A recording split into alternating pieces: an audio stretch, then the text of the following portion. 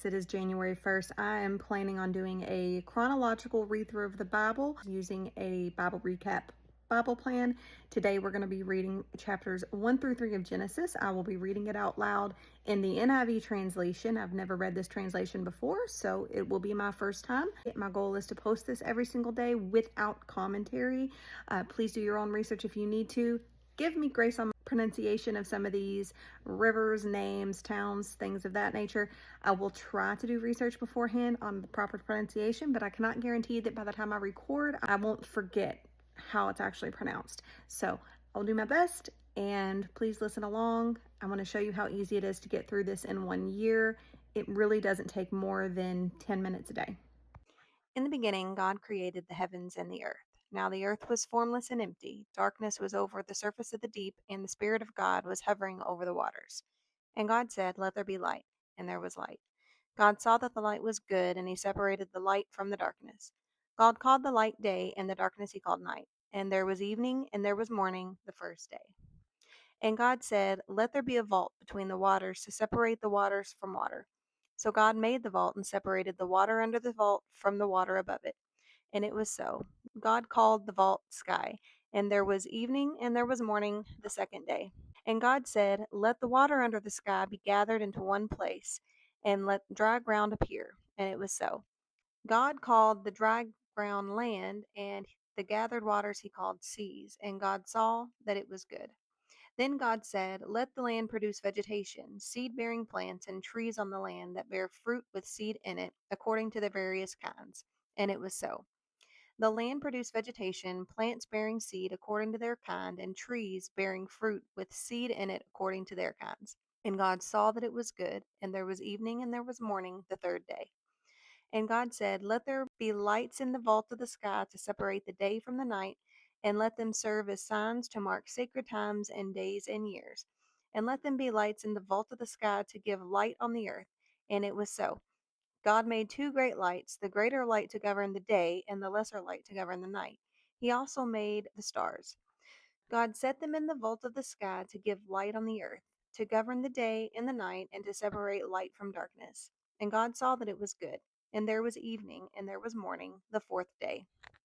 And God said, "Let the water teem with living creatures, and let birds fly above the earth across the vault of the sky." So God created the great creatures of the sea and every living thing with which the water teemed and that moves about in it, according to their kinds, and every winged bird according to its kind. And God saw that it was good. God blessed them and said, "Be fruitful and increase in number, and fill the water in the seas, and let the birds increase on the earth." And there was evening and there was morning, the fifth day. And God said, "Let the land produce living creatures according to their kinds, the livestock, the creatures that move along the ground, and the wild animals, each according to its kind." And it was so. God made the wild animals according to their kinds, the livestock according to their kinds, and all the creatures that move along the ground according to their kinds. And God saw that it was good. Then God said, "Let us make mankind in our image, in our likeness, so that they may rule over the fish in the sea and the birds in the sky, over the livestock and all the wild animals, and over all the creatures that move along the ground." So God created mankind in his own image. In the image of God, he created them. Male and female, he created them. God blessed them and said to them, "Be fruitful and increase in number, fill the earth and subdue it. Rule over the fish in the sea and the birds in the sky, and over every living creature that moves on the ground." Then God said, "I give you every seed bearing plant on the face of the whole earth, and every tree that has fruit with seed in it. They will be yours for food. And to all the beasts of the earth, and all the birds in the sky, and all the creatures that move along the ground, and everything that has breath of life in it, I give every green plant for food." And it was so. God saw all that he had made, and it was very good. And there was evening, and there was morning, the sixth day. Thus the heavens and the earth were completed in all their vast array. Chapter 2. By the seventh day, God had finished the work he had been doing. So on the seventh day, he rested from all his work. Then God blessed the seventh day and made it holy, because on it he rested from all the work of creating what he had made. This is the account of the heavens and the earth when they were created, when the Lord God made the earth and the heavens. Now no shrub had yet appeared on the earth, and no plant had yet sprung up. For the Lord God had not sent rain on the earth, and there was no one to work the ground. But streams came up from the earth and watered the whole surface of the ground. Then the Lord God formed a man from the dust of the ground and breathed into its nostrils the breath of life, and the man became a living being. Now the Lord God had planted a garden in the east, in Eden, and there he put the man he had formed. The Lord God made all kinds of trees grow out of the ground, trees that were pleasing to the eye and good for food. In the middle of the garden were the tree of life and the tree of knowledge of good and evil. A river watering the garden flowed from Eden. From there it was separated into four headwaters. The name of the first is the Pishon. It winds through the entire land of Havilah, where there is gold. The gold of that land is good. Aromatic resin and onyx are also there. The name of the second river is the Gihon. It winds through the entire land of Cush. The name of the third river is the Tigris. It runs along the east side of Asher. And the fourth river is the Euphrates. The Lord God took the man and put him in the Garden of Eden to work it and take care of it. And the Lord God commanded the man, "You are free to eat from any tree in the garden, but you must not eat from the tree of knowledge of good and evil, for when you eat from it, you certainly will die." The Lord God said, "It is not good for man to be alone. I will make a helper suitable for him." Now the Lord God had formed out of the ground all the wild animals and all the birds in the sky. He brought them to the man to see what he would name them. And whatever the man called each living creature, that was its name. So the man gave names to all the livestock, the birds in the sky, and all the wild animals. But for Adam no suitable helper was found. So the Lord God caused the man to fall into a deep sleep, and while he was sleeping, he took one of the man's ribs and then closed up the place with the flesh.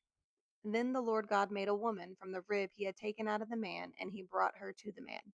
The man said, "This is now bone of my bones and flesh of my flesh. She shall be called woman, for she was taken out of man." That is why when man leaves his father and mother, is united to his wife, and they become one flesh. Adam and his wife were both naked, and they felt no shame. Chapter 3. Now the serpent was more crafty than any of the wild animals the Lord God had made. He said to the woman, "Did God really say you must not eat from any tree in the garden?" The woman said to the serpent, "We may eat from the trees in the garden, but God did say, 'You must not eat from the tree that is in the middle of the garden, and you must not touch it, or you will die.'" "You will certainly not die," the serpent said to the woman, "for God knows that when you eat from it, your eyes will be opened, and you will be like God, knowing good and evil." When the woman saw that the fruit of the tree was good for food and pleasing to the eye, and also desirable for gaining wisdom, she took some of it and ate. She also gave some of it to her husband who was with her, and he ate it. Then the eyes of both of them were opened, and they realized they were naked, so they sewed fig leaves together and made coverings for themselves. Then the man and his wife heard the sound of the Lord God as he was walking in the garden in the cool of the day, and they hid from the Lord God among the trees of the garden. But the Lord God called to the man, "Where are you?" He answered, "I heard you in the garden, and I was afraid, because I was naked, so I hid." And he said, "Who told you that you were naked? Have you eaten from the tree that I commanded you not to eat from?" The man said, "The woman you put here with me, she gave me some of the fruit from the tree, and I ate it." Then the Lord God said to the woman, "What is this you have done?" The woman said, "The serpent deceived me, and I ate." So the Lord God said to the serpent, "Because you have done this, cursed are you above all livestock and all wild animals. You will crawl on your belly, and you will eat dust all the days of your life. And I will put enmity between you and the woman, and between your offspring and hers. He will crush your head, and you will strike his heel."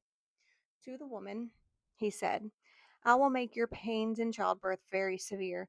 With painful labor, you will give birth to children.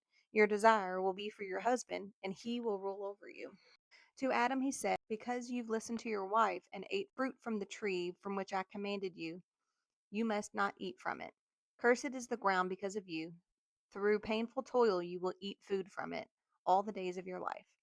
It will produce thorns and thistles for you, and you will eat the plants of the field. By the sweat of your brow you will eat your food until you return to the ground, since from it you were taken. For dust you are, and to dust you will return." Adam named his wife Eve because she would become the mother of all the living. The Lord God made garments of skin for Adam and his wife and clothed them. And the Lord God said, "The man has now become like one of us, knowing good and evil. He must not be allowed to reach out his hand and take also from the tree of life and eat and live forever." So the Lord God banished him from the Garden of Eden to work the ground from which he had been taken. After he drove the man out, he placed on the east side of the Garden of Eden cherubim and flaming sword flashing back and forth to guard the way to the tree of life.